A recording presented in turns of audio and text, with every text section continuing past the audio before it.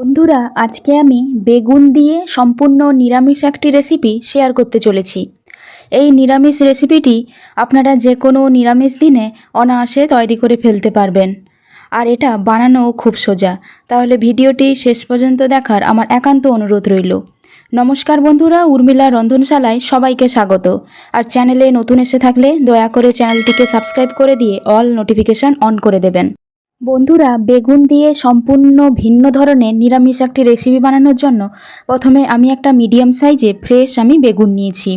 এরপর বেগুনটিকে আমি ছুরিতে পাতলা পাতলা স্লাইসে কেটে তাকে এইভাবে কুচি কুচি করে আমি কেটে নিয়েছি। তারপরে সমস্ত আমি কুচি কুচি করে বেগুনটাকে আমি কেটে নিয়েছি। তারপরে আমি সমস্ত বেগুনের টুকরোগুলোকে একটা মিক্সিং বলে আমি তুলে নিলাম। তারপরে একে আমি পরিষ্কার জলে আমি ভালোভাবে ধুয়ে নেব। দেখুন বন্ধুরা, আমার ধোয়া কিন্তু হয়ে গেছে।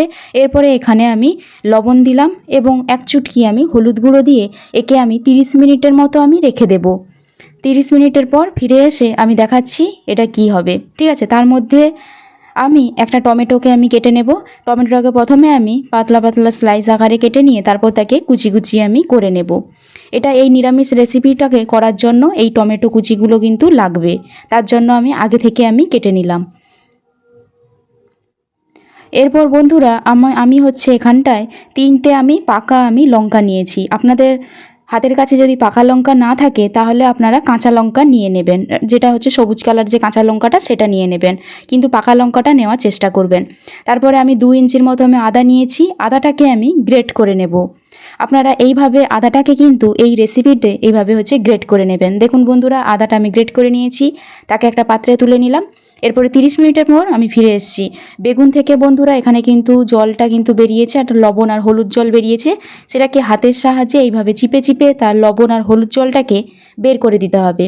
তারপর সেটা অন্য একটা পাত্রে রাখতে হবে। আমি সেই মতো অল্প অল্প হাতে আমি বেগুনগুলো নিয়ে তার জলটাকে পুরো আমি নিংড়ে ফেলে একটা পাত্রে আমি নিয়ে নেব।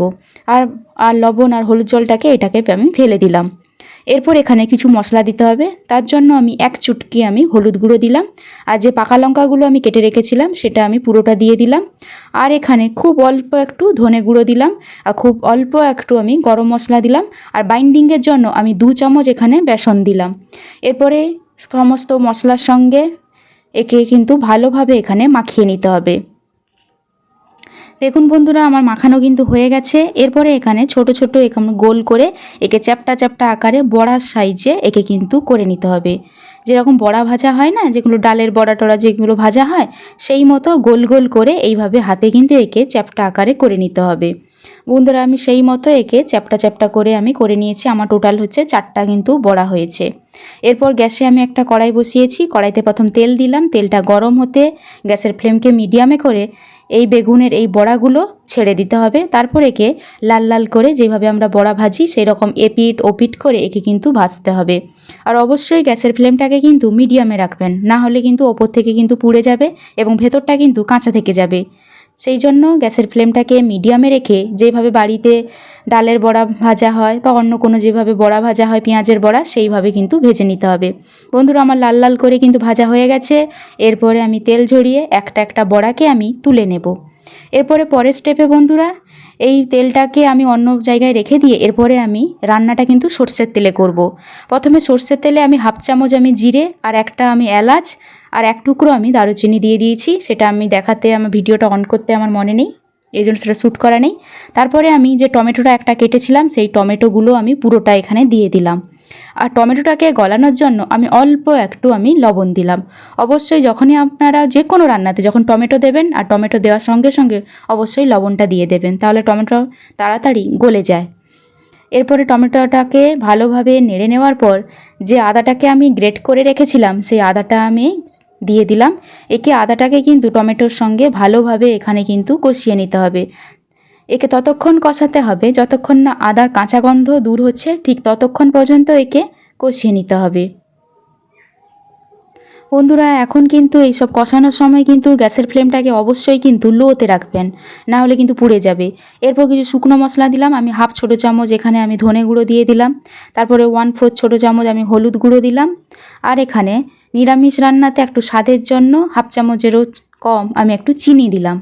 এরপরে এখানে ভালোভাবে মশলাগুলোকে মিশিয়ে নিয়ে এখানে অল্প একটু আমি জল দিয়ে দিলাম। এরপরে ভালোভাবে মশলাটাকে কিন্তু কষিয়ে নিতে হবে। তার জন্য আমি ওপর থেকে আমি ঢাকনা দিয়ে দিলাম 5 মিনিটের জন্য। বন্ধুরা 5 মিনিট হয়ে গেছে, এরপর ঢাকনাটা খুলেছি।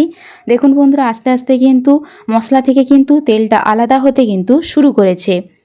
তারপরে আমি আরও একটু একে নেড়ে নিলাম। দেখুন বন্ধুরা এরপর কিন্তু পুরোপুরি বোঝা যাচ্ছে যে তেলটা মশলা থেকে পুরোপুরি আলাদা হয়ে গেছে। এরপর আমি প্রয়োজন মতো আমি জল দিলাম। এখানে হচ্ছে আপনারা কম জল ব্যবহার করবেন, কেন এটা বড়াটা যেহেতু আগে ভাজা আছে এই জন্য কম জলে এটা কিন্তু রান্নাটা হয়ে যাবে। এরপরে ঝোলটা যখন ফুট উঠবে অর্থাৎ বাবুল যখন ওইভাবে উঠবে, ফুটে উঠবে, তখন বড়াগুলো ছেড়ে দিয়ে একে শুধুমাত্র আমি 10 মিনিটের জন্য আমি ঢাকা দিয়ে দিলাম। এরপরে আমি ঢাকাটা আমি খুলে দিলাম 10 মিনিটের পর। দেখুন বন্ধুরা পুরো বড়াগুলো কিন্তু এই ঝোলের জুসগুলোকে কিন্তু ভালোভাবে কিন্তু তারা ভেতরে কিন্তু অ্যাবজর্ব করবে। এরপরে শেষে আন্দাজ মতো আপনারা টেস্ট করে নিয়ে প্রয়োজন মতো লবণ দিয়ে দেবেন। তারপর ওপর থেকে একটু গরম মশলা আমি দিয়ে দিলাম, একদম 1 চিমটে গরম মশলা আমি দিয়ে দিলাম। তারপর এরকম গরম গরম আপনারা নামিয়ে ফেলবেন। তারপরে এরকম একটা প্লেটে বা যে কোনো একটা পাত্রে আপনারা এটা সার্ভ করবেন। এটা কিন্তু ভাত কিংবা রুটির সঙ্গে আপনারা খুব কম সহজে কিন্তু এটা বানিয়ে ফেলতে পারবেন। আর এটা বানানোর সময় আপনারা লক্ষ্য করেছেন আমি কিন্তু লঙ্কা গুঁড়ো ব্যবহার করিনি। তার কারণ আছে, যেহেতু বড়াতে আমরা কাঁচা লঙ্কা বা পাকা লঙ্কা আমরা ব্যবহার করেছি, আর নিরামিষ রান্নাতে একটু চিনি দেওয়া আছে, তা একটু কম ঝাল এবং মিষ্টি থাকবে, তার জন্য বেশি কিন্তু এখানে লঙ্কা গুঁড়োটা ব্যবহার করবেন না, সেদিকে একটু নজর রাখবেন। আশা করি আজকের ভিডিওটি আপনাদের ভালো লেগেছে। ভালো লেগে থাকলে অবশ্যই একটা লাইক, কমেন্ট এবং শেয়ার করবেন। আর ছোট চ্যানেলটিকে অন্তত একটা সাবস্ক্রাইব করে দিয়ে পাশে থাকবেন। আবার দেখা হবে নতুন কোনো এরকম একটা রেসিপি নিয়ে উর্মিলার রন্ধনশালায়।